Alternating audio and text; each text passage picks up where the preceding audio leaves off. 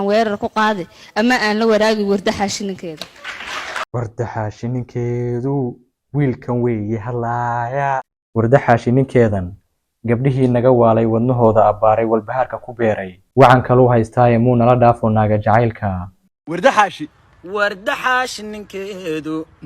wiilkan weeye hadlaaya waligay nin abwaana jacayl maanu wadaagin balse wiil cunaqaadka xidhiidh waanu samaynay wiil wanaagsan waxa jooga magaalka maxaa ku baray mid mirqaama caawiya leelka ku sarqaama haweenka laabta soo gal iyo macisii malabayna ku haya miyaadan qof wanaagsan ahayn mise adaaba barjeeya waanidii bartay maalin mid shaxaadka ku waaran anigu aan waxba haysan dhahayo walaalo way xumaatay saadi waxaad haysay siiba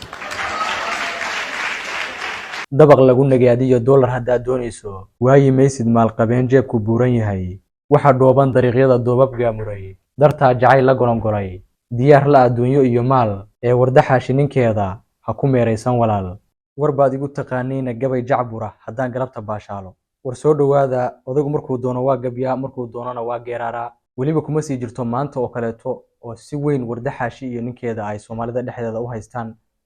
heestaasina ay baahday walow muddooyinka hor la qaaday ama la sameeyey maanta waxaan si kaftan uga hadlaynaa muuqaal si weyn internetka ugu faafay oo ka dhashay maanso ay samaysay abwaanada Soomaaliyeed ee Kaaba Ciidid oo ah hal abuure iyo suugaan dhaadhi dhalinyaro ah horena u curisay maansooyin dhaxalgal ahaa iyo heeso si weyn u caan baxay oo fanaaniinta qaarkood ay ku luuqeeyeen wardaxaashininkeedu wiilkan weeye hadlaaya wax ma dheere ragiisa nasiib waa haleeshay ooridiisa wanaagsan ayuu waafi u qaatay wardaxaashininkeedu wiilkan weeye hadlaaya wax ma dheere ragiisa nasiib waa haleeshay ooridiisa wanaagsan ayuu waafi u qaatay hadduu doofu wareero wax kastuu ku tusaaye waanidii bartay maalin mid shaxaadka ku waaran anigu aan waxba haysan dhahayo walaalo way xumaatay saadi waxaad haysay siiba taasi maaha wax weyne waanigii arkay doobab sida naaga warqaada weli way socotaay rag waxa ugu liita kana soo wacalaydka na weydiiyo taswiirta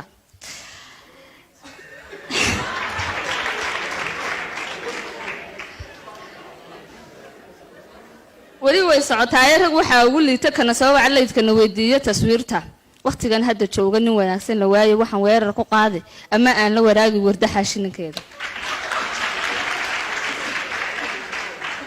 bishaaro Soomaaliyey tani waa fursadii aad faqriga iyo busaaradda kaga bixi lahayd haddaad tahay qurbajoog qaata cayra ku filayn haddii deyma ku daashaday ay dhiigga ka reebeen iyo kol haddaad shaqo la'aan Afrika ku tahay waxaan ku haynaa fursadaad kumanaan kun oo dollar ku tabcan karto kaalay noqon maalqabeen muddo kooban ku hela lacag xalaala oon xad lahayn